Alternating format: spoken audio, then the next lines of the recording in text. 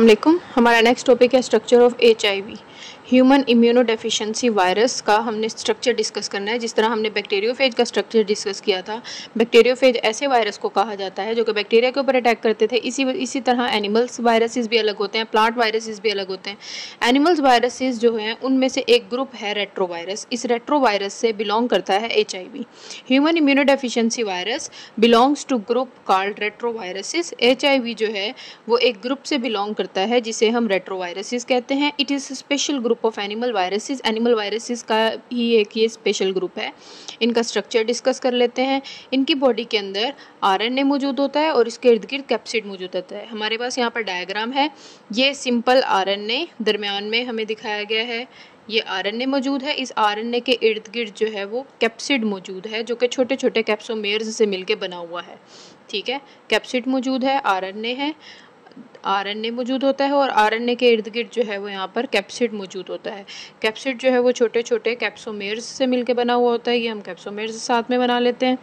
ठीक है, इस तरह करके छोटे छोटे कैप्सोमेर्स से मिलके बना हुआ होता है। उसके अलावा इसके इर्द गिर्द जो है वो इन्वेलप मौजूद होता है और ये इन्वेलप वायरल इन्वेलप भी हम इसको कह देते हैं। और ये किससे मिलके बना हुआ होता है? ये लिपिड्स से मिलके बना हुआ होता है, लिपिड रिच होता है।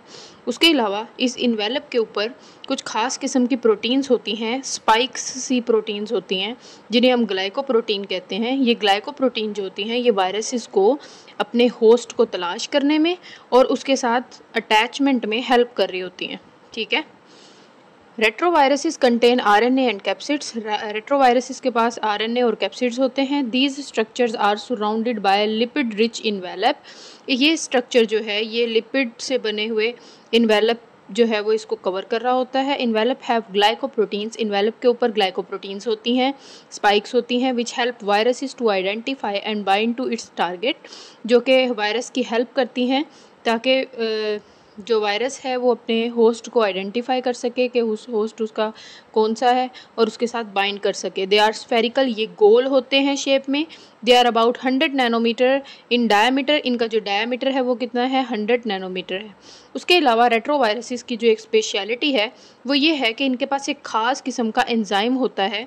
इनके यहाँ पर RNA के पास कुछ एंजाइम्स होते हैं जिन्हें हम रिवर्स ट्रांसक्रिप्टेज एंजाइम कहते हैं।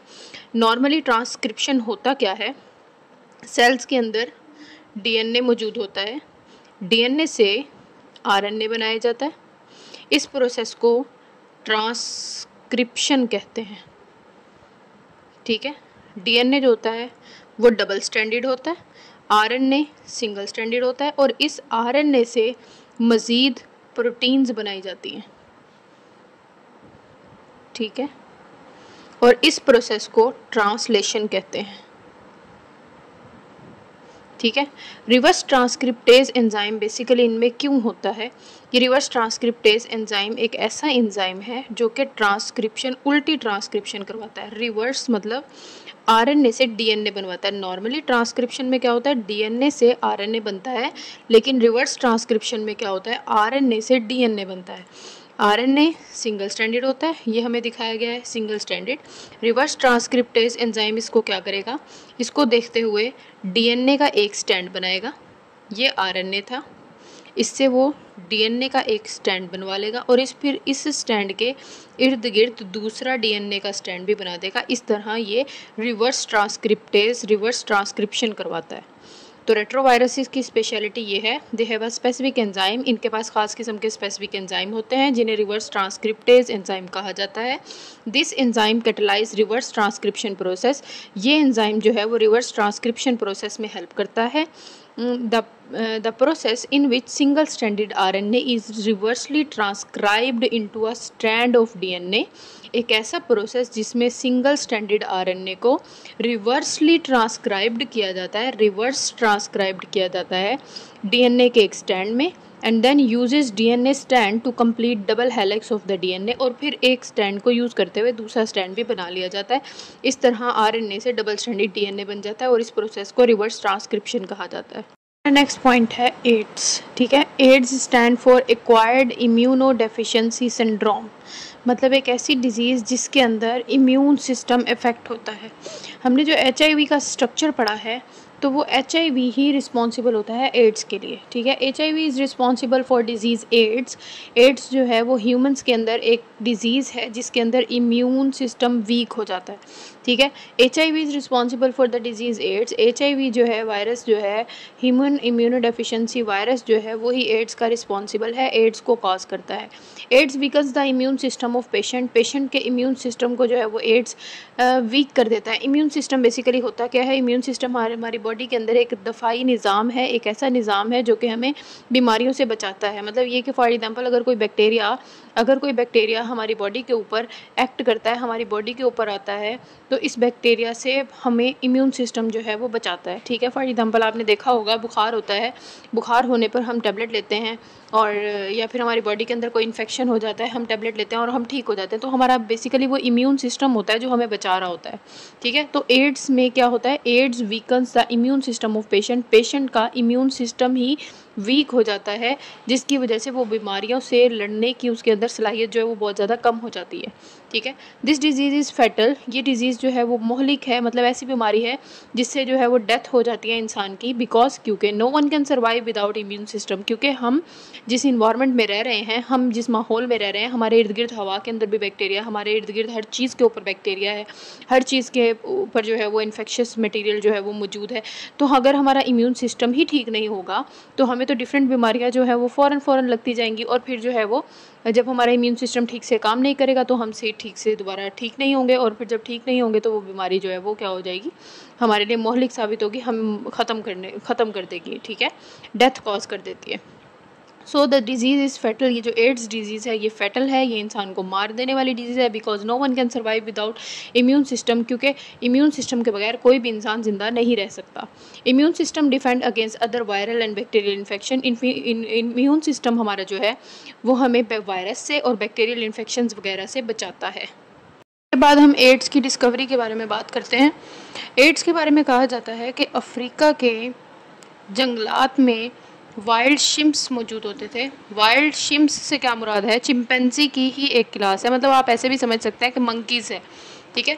वाइल्ड शिम्प्स के अंदर जो है वो एड्स वायरस पाया जाता था। एड्स वायरस वाइल्ड शिम्प्स में था, लेकिन कुछ लोगों ने इस वाइल्ड शिम्प्स के जो है वो ब्रेन को या फिर उसकी बॉडी के गोश्त वगैरह को खाया, तो इस तरह ये वायरस एड्स जो है वो ह्यूमंस के अंदर ट्रांसफ़र हो गया, ठीक है। और फिर 1981 में ये फर्स्टली रिपोर्ट हुआ, मतलब पेशेंट्स में देखा गया, एड्स वायरस को देखा गया। और वो जो पेशेंट्स थे वो ऐसे पेशेंट्स थे जो कि होमोसेक्सुअल थे। होमोसेक्सुअल मतलब होमो मीन सेम, सेक्सुअल मतलब जेंडर, ठीक है। सेम जेंडर्स में इंटरेस्टेड लोग जो होते हैं उन्हें होमोसेक्सुअल्स कहा जाता है। तो 1981 में फर्स्टली एड्स जो है वो रिपोर्ट हुआ होमोसेक्सुअल में। फिर उसके अलावा होमोसेक्सुअल जो लोग थे उनका ब्लड जो है वो किसी दूसरे लोगों के साथ एक्सचेंज होने की वजह से, ब्लड ट्रांसफ्यूजन की वजह से एक का ब्लड दूसरे को दिया, इस वजह से जो है ये एड्स जो है वो नॉन होमोसेक्सुअल्स में भी ट्रांसफ़र हो गया, ठीक है, नॉन होमोसेक्सुअल में भी ट्रांसफ़र हो गया। फिर उसके बाद 1984 में इस बात का हमें पता लगा कि जो एड्स कॉज करने वाला वाली चीज़ है, एड्स कॉज करने वाला जो वायरस है वो एड्स जो कॉज कर रहा है, इन्फेक्शन कॉज करने वाला जो मटेरियल है, पार्टिकल है, वो एक वायरस है। और फिर 1986 में उस वायरस को नाम दे दिया गया कि वो HIV वायरस है, ह्यूमन इम्यूनोडेफिशिएंसी वायरस है, ठीक है। तो ये कुछ इसकी हिस्ट्री है कि अफ्रीका में वाइल्ड शिम्प्स मौजूद थे, चिंपैंजी की क्लास है, वो उसमें एड्स वायरस मौजूद था। उनकी बॉडी को किसी ह्यूमंस वगैरह ने जो है वो यूज़ किया, खा लिया, उनका मीट जो है वो खाया, जिसकी वजह से वो एड्स जो है वो ह्यूमंस के अंदर ट्रांसफ़र हो गया। और फिर 1981 में पहली बार एड्स का कोई केस रिपोर्ट हुआ जो कि होमोसेक्सुअल लोगों में था। और फिर उसके अलावा ब्लड ट्रांसफ्यूजन के थ्रू इनका ब्लड एक दूसरे को लगाया गया, किसी दूसरे जानदार को, किसी दूसरे ह्यूमन को लगाया गया, तो वो नॉन होमोसेक्सुअल के अंदर भी जो है वो चला गया ये वायरस। और फिर 1984 में जाकर इस बात का पता लगा कि ये जो एड्स है ये कोई वायरस की वजह से होता है, और उस वायरस को 1986 में HIV का नाम दे दिया गया। ठीक है, तो ये इसकी छोटी सी डिस्कवरी है। It was first reported in 1981। 1981 में एड्स का पहला केस जो है वो रिपोर्ट हुआ and patients were found homosexual, और जो पेशेंट्स थे वो होमोसेक्सुअल थे। होमोसेक्सुअल मतलब ऐसे ह्यूमंस जो कि सेम जेंडर में इंटरेस्टेड होते हैं। लेटर ऑन उसके बाद AIDS was discovered in non homosexual patients. इसके बाद एड्स जो है वो उन लोगों में भी देखा गया जो कि नॉन होमोसेक्सुअल्स थे, हु हैव रिसीव्ड ब्लड, जिन्होंने ब्लड लिया था, और blood products from other ads patient. ऐसे पेशेंट्स जिनको एड्स था और ऐसे पेशेंट्स जिनको एड्स नहीं था, उनके दरमियान में ब्लड अगर एक्सचेंज हो गया तो उनको भी एड्स हो गया। 1984 में it was discovered that agent causing AIDS was virus. 1984 में इस बात का पता लग गया कि एड्स जो कॉज कर रहा है, एड्स को कॉज करने वाला जो पार्टिकल है वो वायरस है। और फिर 1986 में virus AIDS causing virus was given the name human immunodeficiency virus. AIDS causing करने वाले वायरस को नाम दे दिया गया HIV, जो कि ह्यूमन इम्यूनोडेफिशिएंसी वायरस कहलाया। It is host specific virus. ये होस्ट स्पेसिफिक वायरस है, मतलब ह्यूमंस के अंदर ही अटैक करता है। It can multiply in monkeys but do not cause AIDS in them. ये ऐसा वायरस है जो कि मंकीज़ में रिप्रोड्यूस तो करता है, अब ग्रोथ तो करता है, लेकिन उनके अंदर एड्स कॉज नहीं करता। लेकिन अगर उस मंकी की बॉडी से अगर कोई मटेरियल हम ह्यूमंस में ट्रांसफ़र कर दिया जाए तो वो एड्स कॉज करेगा ह्यूमंस की बॉडी के अंदर। ठीक है, अगर कोई बात आपको समझ ना आई हो तो आप मुझसे कमेंट में पूछ सकते हैं। अल्लाह हाफिज़।